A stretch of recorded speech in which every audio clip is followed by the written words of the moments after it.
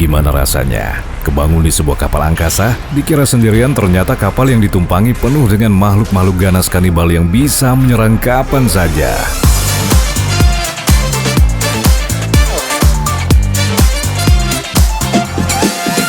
Halo semua, selamat datang di channel Kilas Film bersama Om Kipil.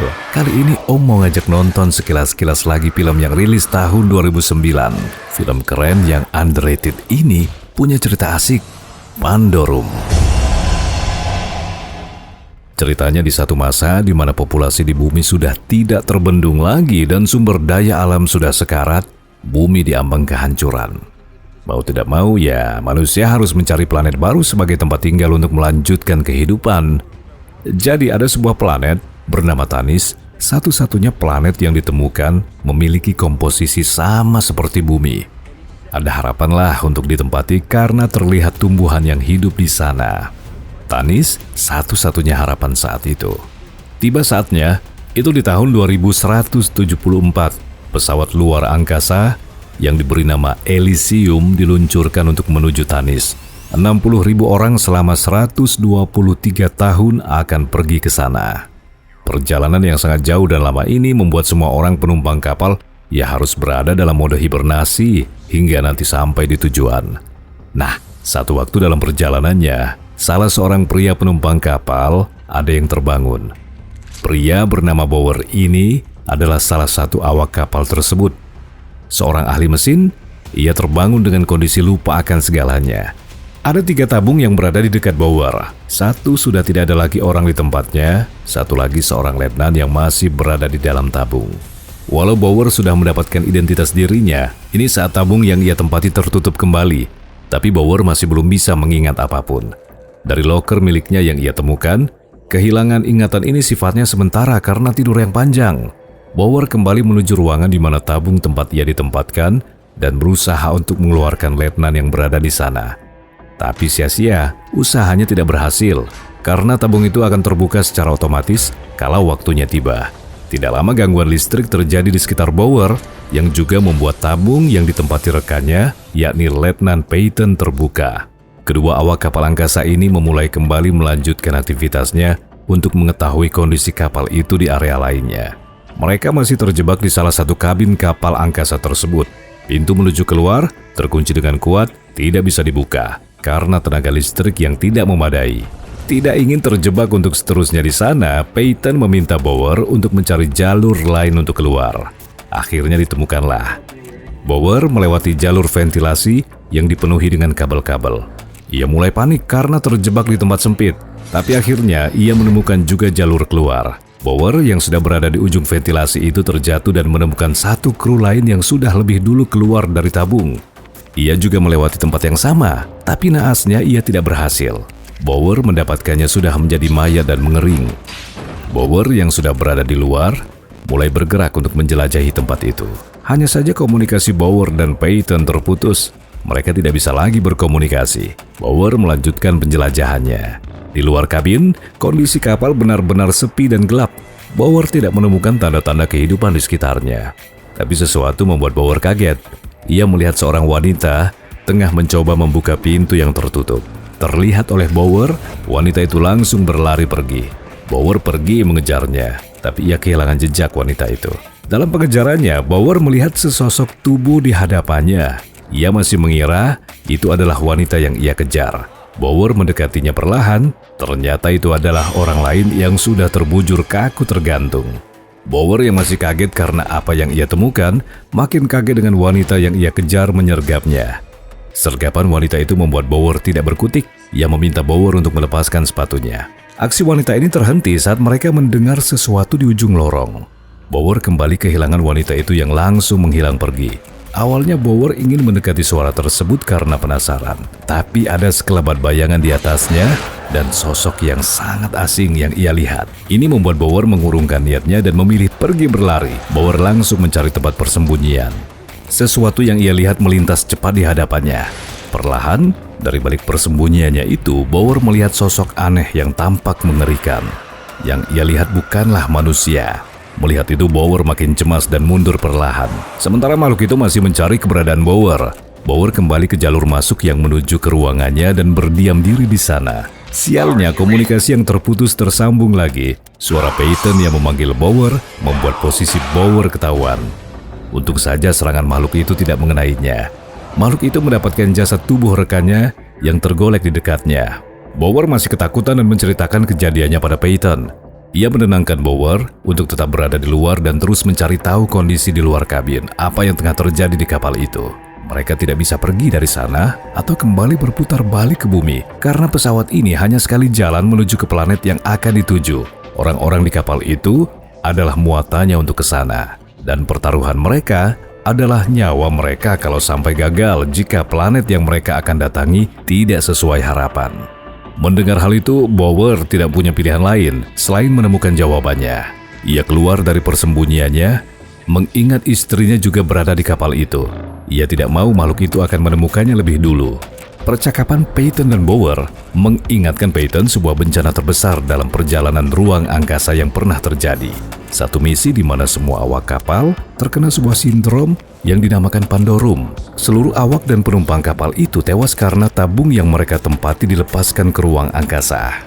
Bauer takut apa yang terjadi dengannya sekarang adalah gejala yang sama dialami oleh awak kapal angkasa tersebut. Tangannya juga terlihat gemetar. Di tengah kecemasan yang ia rasakan, Bauer terus menjelajahi tempat itu dan ia tidak sadar kalau ada yang menguntitnya. Bauer kembali menemukan seorang pria yang tergantung, sama seperti yang ia lihat sebelumnya. Tapi kali ini, pria yang ia temukan masih hidup. Pria itu panik berontak. Bauer memintanya untuk tenang, Bauer pun membebaskannya. Pria yang juga bagian awak kapal dari tim berbeda ini awalnya mengira Bauer bagian dari tim yang akan menjemput mereka. Pria bernama Shepard ini sudah terlebih dulu bangun dan bertemu dengan makhluk-makhluk itu. Tapi ia juga belum mengetahui makhluk apa yang sebenarnya berada di dalam kapal mereka. Tahu Bauer bukanlah tim yang akan menyelamatkannya, Shepard beranjak pergi meninggalkan Bauer. Tapi suara erangan kembali mereka dengar. Makhluk itu tengah berada di dekat mereka. Bauer pergi menyusul Shepard yang terlebih dahulu pergi berlari dan bersembunyi. Bauer yang terjatuh saat melompati sebuah lubang, justru ia terselamatkan saat makhluk itu menemukan keberadaan mereka. Makhluk-makhluk kanibal ini mendapatkan Shepard dan langsung menghabisinya. Shepard berakhir mengenaskan. Salah satu makhluk itu melihat Bauer saat ia mencoba untuk menembaknya. Dinding kaca yang tebal menghalangi tembakan itu. Ketahuanlah Bauer. Kali ini ia menjadi incaran dikejar makhluk-makhluk itu. Bauer tersandung tali dan membuatnya terjatuh di celah kapal yang cukup dalam, tapi keberuntungan kembali memihaknya. Kaitan tali itu menyelamatkannya. Ia tergantung dan berhasil meraih salah satu kabel, tapi posisinya kembali ketahuan oleh monster itu. Mereka berusaha menarik tali yang mengikat kaki Bauer. Untung saja seorang menolongnya melepaskan Bauer dari ikatannya. Itu orang yang menguntit Bauer sebelumnya. Pria dengan bahasa yang tidak dimengerti Bauer ini bernama Man. Ia menunjukkan kode di lengannya. Ternyata ia orang dari bagian pertanian. Bauer lalu pergi meninggalkan pria yang menolongnya untuk melanjutkan pencariannya menemukan apa yang terjadi di tempat itu. Bauer lalu tiba di ruangan yang dipenuhi kontainer. Ia diserang mendadak oleh seseorang. Perkelahian tidak bisa dielakkan. Ternyata orang yang menyerangnya adalah wanita yang pernah ia jumpai. Kembali, Bauer ditolong oleh pria dengan bahasa aneh yang ditinggalkannya. Bauer mengancam dengan menembakkan senjatanya. Perkelahian itu berhenti dan ia meminta wanita itu untuk bisa bekerja sama dengan Bauer. Kali ini, ia berharap bisa dibantu menemukan reaktor untuk menormalkan listrik yang tidak stabil. Wanita ini akhirnya mau berdamai. Mereka akan membantu Bauer. Tapi lagi-lagi keberadaan mereka diketahui makhluk itu. Wanita ini terlebih dahulu mengajaknya ke satu tempat di mana ia akan ditugaskan. Ia diletakkan di bagian pengembangan ekologi, di mana semua benih-benih hewan ternak dan liar juga dibawa ke planet itu dan disimpan di ruangannya. Wanita ini juga tidak tahu apa makhluk-makhluk yang berada di kapal itu. Bauer hanya yakin kalau makhluk-makhluk itu bukanlah berasal dari sana. Wanita yang bernama Nadia ini kemudian mempersiapkan diri untuk mengikuti Bauer menuju reaktor. Berlanjut pergi, Nadia mengajak mereka melewati sebuah ruangan. Ruangan di mana banyak personil kapal itu tidur. Tapi masalahnya, ruangan itu menjadi tempat perburuan utama makhluk-makhluk itu. Tidak heran kenapa tabung-tabung yang ada di sana banyak yang kosong. Banyak yang menjadi korban makhluk-makhluk itu saat mereka keluar. Keberuntungan yang tidak diduga selalu mengikuti Bower. Tidak sengaja ia terjatuh di sebuah lubang di ruangan itu, kemudian diikuti oleh Nadia yang turut terjatuh. Walaupun tempat yang mereka masuki itu menyeramkan, tempat di mana kerangka-kerangka manusia sisa santapan mereka dibuang ke sana, tapi mereka selamat. Saat tidak lama, muncul satu makhluk yang mengecek tempat itu. Dirasa aman, Bower dan Nadia kembali naik. Tapi ternyata mereka ini makhluk yang cukup cerdas. Mereka bersembunyi menuju kemunculan Bower dan Nadia. Mau tidak mau mereka harus menghadapi satu monster ini. Bersama dengan Man yang tiba-tiba muncul, mereka berhasil mengalahkan satu monster yang menyebalkan ini. Tapi aksi mereka ini ternyata dilihat oleh satu monster lainnya. Sepertinya ini pemimpin mereka. Pemimpinnya ini mengetuk besi memanggil rombongannya. Tidak ada jalan lain daripada cari mati, mending mereka lari. Satu lagi tabung yang terbuka saat mereka melintas. Naas nasibnya, ia langsung menjadi korban makhluk-makhluk itu. Bower dan temannya tidak sempat menyelamatkannya, tapi mereka memiliki kesempatan untuk kabur selagi makhluk itu berpesta. Pelarian Bower, Nadia dan Man membawa mereka ke ruangan lain dan menjumpai satu lagi pria yang selamat dan tinggal di tempat itu. Pria yang terlihat baik ini menjamu Bower CS sambil memulihkan diri mereka. Di tempat ini juga, pria itu menghidupkan alat yang membuat ingatan Bower perlahan-lahan kembali satu persatu. Tapi dugaan mereka salah. Pria yang mereka jumpai ini bukanlah orang yang baik. Dia meletakkan racun pada makanan mereka bertiga. Dan saat sadar, posisi mereka sudah tergantung terbalik. Pria itu tadinya mau memakan Bower dan teman-temannya. Tapi ia berpikir ulang saat Bower mengatakan tujuannya. Justru untuk menyelamatkan mereka semua di kapal itu dengan menemukan reaktor dan akan mengaktifkannya. Dengan bantuan pria yang mereka temui, Bower berhasil kembali tersambung komunikasinya dengan Peyton. Ia meminta bantuan Peyton untuk mengarahkannya menuju lokasi reaktor. Dari apa yang dikatakan Peyton, mereka hanya memiliki waktu kurang 1 jam untuk mengaktifkan reaktor itu sebelum seluruh sistem di sana mati. Dan kapal itu sepenuhnya tidak akan berfungsi lagi. Kali ini berempat, lebih dalam lagi perjalanan mereka hingga mereka menemukan versi kecil makhluk itu. Mereka beranak pinak. Makhluk itu juga terlalu banyak dan Nadia merasa kalau posisi mereka sudah mendekati sarang makhluk itu. Ingatan Bower semakin bertambah. Ia juga sadar kalau ia pergi ke planet itu karena justru ditinggalkan istrinya. Istrinya tidak ada di kapal itu. Dan Bower mulai pesimis. Ia merasa mereka takkan pernah mencapai Tanis dan tidak bisa kembali ke bumi yang sudah lenyap. Ia lalu melihat tabung yang bertuliskan nama istri Peyton. Bertambah lagi ingatannya akan beberapa hal. Semangat yang terus diberikan Nadia membuat Bower memutuskan kembali meneruskan misi mereka menuju reaktor. Tibalah mereka di tujuan. Untuk menuju ke tempat itu, mereka harus melewati jembatan kecil yang sudah usang dan rapuh. Sementara di dasarnya, sekumpulan makhluk-makhluk itu dalam jumlah yang sangat banyak lagi tidur. Ya, jadi mereka harus melewati sarang makhluk itu. Bower yang lagi berjalan perlahan di atas jembatan kecil itu terjatuh. Nadia yang mau menyelamatkannya tidak kuat untuk menahan dan juga mengangkat Bower. Untungnya lagi, Bower tidak jatuh sampai ke dasar dan membangunkan makhluk-makhluk itu. Ia sempat meraih tiang-tiang yang lain. Nadia yang akhirnya terus berlari melewati jembatan itu sampai juga di tujuannya. Ia berhasil membuka kunci pertama. Tinggal menunggu Bower yang masih berada di bawah tengah mengendap untuk mencari jalan menuju ke atas. Kalau makhluk itu bangun, habislah Bower. Dan satu lagi masalah yang bikin kacau. Senter yang dipegang pria ini terjatuh dan membangunkan satu makhluk itu.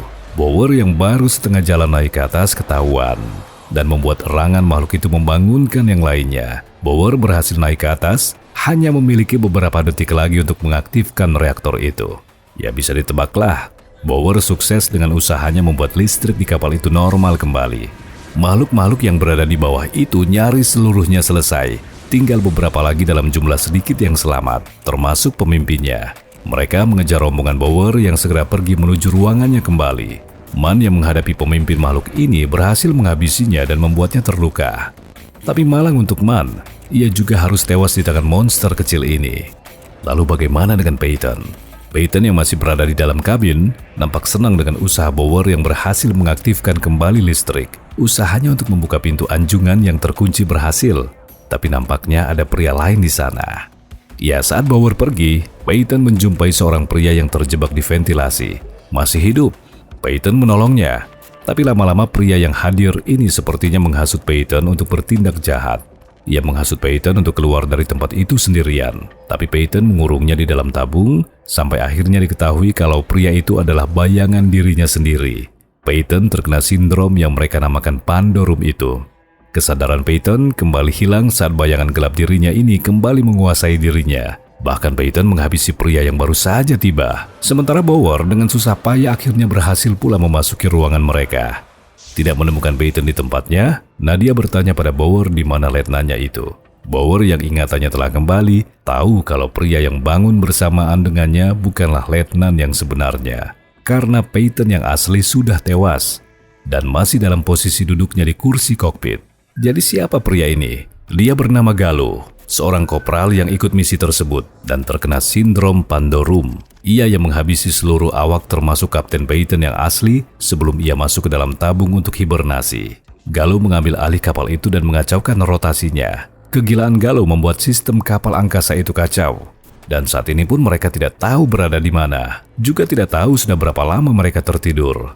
Yang Bower dan Nadia lihat saat Galo membuka jendela untuk melihat kondisi di luar sana, hanya kegelapan yang ada di hadapan mereka. Tidak satupun benda angkasa terlihat. Bower yang kesal dengan Galo dan semua ucapan gilanya mulai menghajarnya. Tapi tak lama selagi Bower terlibat perkelahian, Nadia yang masih bingung dengan sekelilingnya memanggil Bower. Mereka melihat ada kehidupan di luar. Selama 923 tahun di kapal itu, mereka sebenarnya sudah tiba di Tanis tepat waktu. Sisanya mereka tertidur karena sistemnya dikacaukan oleh Galo. Galo masih saja berusaha akan menghabisi mereka berdua. Hanya saja gejala Pandorum juga mulai dirasakan oleh Bower. Ilusi tentang makhluk itu membuatnya menembak salah sasaran. Tapi dari tembakan itu membuat satu keping pecahan besi terlempar mengenai kaca jendela kapal, membuat retakan kecil yang makin besar karena tekanan air. Pesawat mereka jatuh ke dasar laut planet itu. Bower yang sadar segera meraih Nadia untuk pergi menyelamatkan diri. Ia mengajak Nadia memasuki tabung pot untuk keluar dari kapal angkasa itu. Akhirnya tidak sia-sia juga usaha Bower dan Nadia walau harus kehilangan dua orang lainnya. Pod berhasil mencapai permukaan dan mereka benar-benar sudah sampai di planet Tanis. Tak lama kemudian, satu pod lainnya muncul, diikuti dengan tabung-tabung dengan jumlah yang makin banyak. Kondisi darurat dari air laut yang masuk membuat tindakan evakuasi menjadi aktif untuk melepaskan tabung-tabung yang ada di sana. Peradaban baru pun dimulai.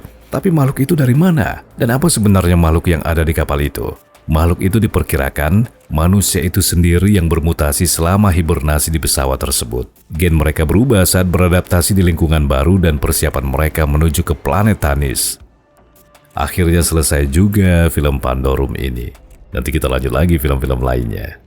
Jangan lupa subscribe. Dadah.